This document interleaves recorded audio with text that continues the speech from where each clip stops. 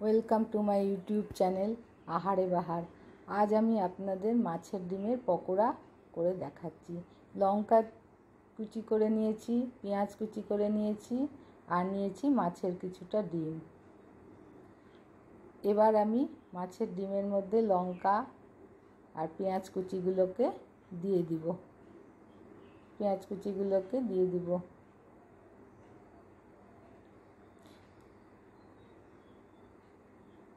দিয়ে দিলাম। এবার আমি এর মধ্যে 2 চামচ চালের গুঁড়ো দিচ্ছি।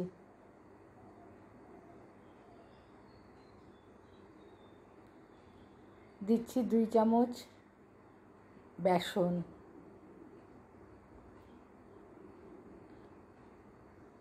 লবণ দিচ্ছি টেস্ট মতো, হলুদ দিচ্ছি, লঙ্কার গুঁড়ো দিলাম একটু সামান্য, এবার জিরার গুঁড়ো দিলাম, একটু গরম মশলা দিলাম, আর 2টো ডিম আমি ফাটিয়ে এর মধ্যে দিয়ে দিচ্ছি। ফ্রেন্ডস, রেসিপিটি আশা রাখছি আপনাদের খুব ভালো লাগবে।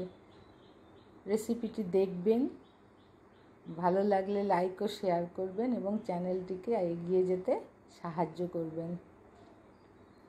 সবগুলোই ভালো মতো আমি নেড়ে নিলাম এবং ভালো মতো মিক্সড করে নিলাম। এবার একটা কড়াই বসিয়ে নিলাম, তার মধ্যে কড়াই গরম হলে প্রয়োজন মতো সরষের তেল দিলাম এবং আমি যে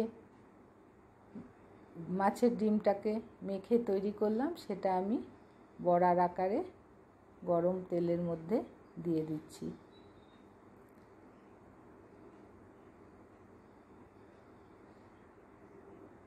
এবং এটা 2 পিঠ উল্টে আমি ভেজে নেব।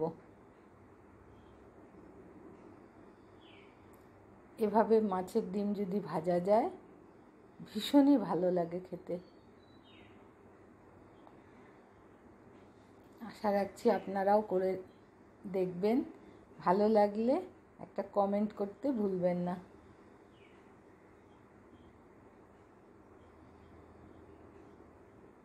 এভাবে আমি উল্টে উল্টে ভেজে নিচ্ছি।